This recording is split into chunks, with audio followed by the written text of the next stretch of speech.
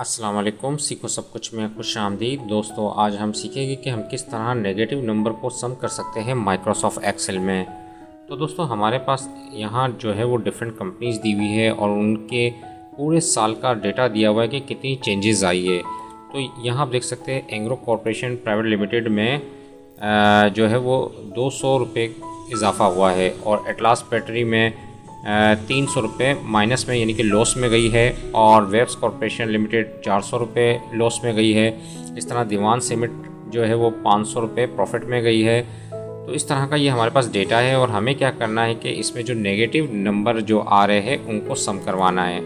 तो आइए इसको किस तरह कर सकते हैं इस वीडियो में हम जानेंगे। तो सबसे पहले आपने टाइप करना होगा इक्वल टू, यहाँ हम जो फार्मूला यूज़ करेंगे वो है सम इफ का। तो हम यहाँ जो है वो सम इफ टाइप करेंगे और टैब की प्रेस कर देंगे। तो सम इफ में सबसे पहले रेंज पूछ रहा है, रेंज हम बता देते हैं, यहाँ से यहाँ तक की रेंज है जिसमें हमें नेगेटिव नंबर को सिर्फ सम करना है। तो कॉमा मैंने लगा दिया। उसके बाद हमें क्राइटेरिया बताना है। क्राइटेरिया डबल कोट पे हम बताएंगे।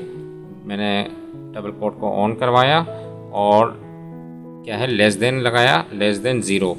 अगर जो है इस रेंज में लेस देन ज़ीरो हो यानी कि जो फिगर, तो उसको हमें सम करवाना है। तो मैंने डबल कोट को क्लोज भी करवा दिया और उसके बाद कोमा टाइप किया। उसके बाद सम रेंज आपने बतानी है, कहाँ से सम करें, इसमें से सम करें और ब्रैकेट को क्लोज कराकर आपने इंटर करना है और आप देखेंगे कि आपके पास टोटल आ जाएगा नेगेटिव वैल्यू का। तो यहाँ आप देख रहे कि 1500 रुपये नेगेटिव में आ गई, यानी कि टोटल लॉस जो हमें हुआ है वो 1500 रुपये का हुआ है।